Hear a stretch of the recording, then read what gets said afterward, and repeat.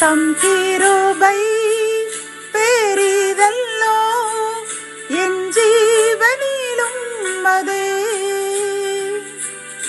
இம்மட்டும் காத்ததுவே இன்னும் தேவை கிருபை தாருமே இன்னும் தேவை கிருபை தாருமே.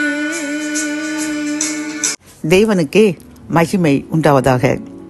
சேனைகளின் கர்த்தர் ஊழியத்தின் மூலம் 3/4/2026 இன்று நாம் அறியவிருக்கும் கிருபையின் வார்த்தைகள் சங்கீதம் 119:1. கர்த்தருடைய வேதத்தின்படி நடக்கிற உத்தம மார்க்கத்தார் பாக்கியவான்கள்.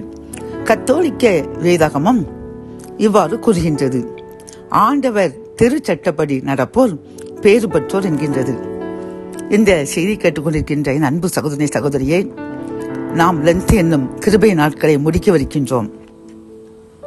இன்று பெரிய வெள்ளிக்கிழமை, அதாவது எம்பிரான் இயேசு கிறிஸ்து நம்முடைய பாவங்களுக்காக சாபங்களுக்காக 5 காயங்களாக 7 இடங்களில் அடிக்கப்பட்டு அவர் அனைத்து இரத்தத்தையும் இறுதி இரத்தத்தை கூட நமக்காக தலையில் சிந்தி நம் பாவத்தை முற்றிலும் நீக்கி அவர் இப்பொழுதும் நம்முடைய பாவங்களுக்காக பிதாவாகிய தேவனிடம் அவர் வலது பரிசத்தில் அமர்ந்திருந்து வேண்டிக் கொண்டே இருக்கின்றார்.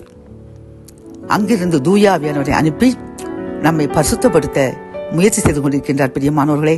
ஆனால் நாம் தான் அனுதினமும் ஏதேனும் ஒரு பாவம் செய்து அவரை சிலுவையில் அறைந்து கொண்டே இருக்கின்றோம், அப்படித்தானே?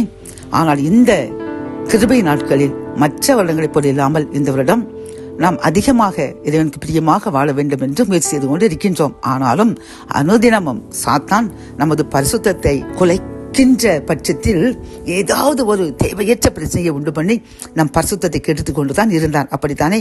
ஆனால் இன்று இந்த பெரிய வெள்ளிக்கிழமை நாம் இனிமேல் அப்படி சாத்தானுடைய சூழ்ச்சிக்கு நம்மை ஈடுபடுத்தி விடாமல் இறைவனுடைய தூய ஆவியானவருக்கு செவிமடுத்து எந்த சூழ்நிலையிலும் நம்முடைய பரிசுத்தத்தை இழக்காமல் நம்முடைய பரிசுத்த வாழ்க்கைக்கு இடையூறு உண்டு பண்ணி கர்த்தரை நாம் அவமானப்படுத்தாமல் பரிசுத்தவான்களாக வாழ்வோம் என்று இன்று மும்மணி ஆராதனைக்கு செல்லுவோம், அப்படித்தானே?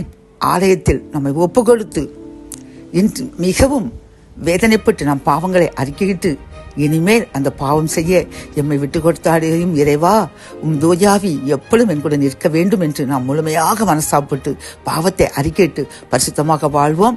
அப்பொழுது கர்த்தர் நம்மை பாக்கியவதிகளாக ஏற்படுத்தி நம்மை உத்தம மார்க்கத்தார் என்று கூறி நம்மையும் நம் சந்ததிகளையும் ஆசீர்வதித்து உயர்த்தி சாட்சியாக நிறுத்துவார். ஜெபம். என் அன்பு தகப்பனை, இந்த கிருபையின் வார்த்தைகள் மூலமாக முது வேதத்தின்படி நாங்கள் நடந்து இந்த கிருபை நாட்களில் எங்கள் பாவங்களை முற்றிலும் அறிக்கையிட்டு அப்பா அனுதினமும் நாங்கள் இந்த 40 நாட்களாகவும் பரிசுத்தமாய் வாழ வேண்டும் என்று முயற்சி செய்து கொண்டுதான் இருப்போம் ஆண்டவரை. ஆனாலும் சாத்தான் நிச்சயமாக ஒரு நாளில் ஒரு நேரம் ஏதேனும் நமக்கு பிரியமற்ற காரியங்களை எங்கள் இதயத்தில் போட்டு அதன் மூலமாக பாவம் செய்து பிறரையும் நோக்கடித்து அப்பா நாங்கள் நமக்கு பிரியமற்ற காரியங்களை செய்தும் உடனே மனம் திரும்பி மன்னிப்பு கேட்டுக்கொண்டுதான் இருக்கின்றோம் அப்பா. ஆனால் அப்படியில்ல, இன்று இந்த பெரிய வெள்ளிக்கிழமை எங்களை முழுமையாக அர்ப்பணிக்கின்றோம். இனிமேல் முது வேதத்தின்படி மட்டுமே நடப்போம். எவ்விதத்திலும் சாத்தானுக்கு செவி கொடுக்காமல் தூய ஆவியானவரை வழிநடத்தில் நாங்கள் நடப்போம் என்று என்னுடன் சேர்ந்து யார் யாரெல்லாம் உறுதி எடுக்கின்றார்களோ எங்களுக்காக ஜெபிக்கிறோம். சாத்தானுடைய சதிகளுக்கு எங்களை விட்டு கொடுத்தாதீங்க. எப்பொழுதும் அது தூய ஆவி எங்களுக்கு உடனே இருக்கணும், எங்களை வழிநடத்தணும், எங்களை பரிசுத்தப்படுத்தணும். எங்களை ஒப்புக் கொடுக்கின்றோம். எங்களையும் உங்கள் சந்ததிகளையும் ஏற்றுக்கொள்ளுங்க, பரிசுத்தப்படுத்துங்க, பாக்கியவதிகளாக மாற்றுங்க. அதன் மூலம் உத்தம மார்க்கத்தார் என்ற அந்த பெயர்க்கேற்றபடி எங்களை நடத்துங்க. மீட்பர் இயேசுவின் முன் ஜெபம் கேளும் நல்ல தகப்பனே. ஆமேன்.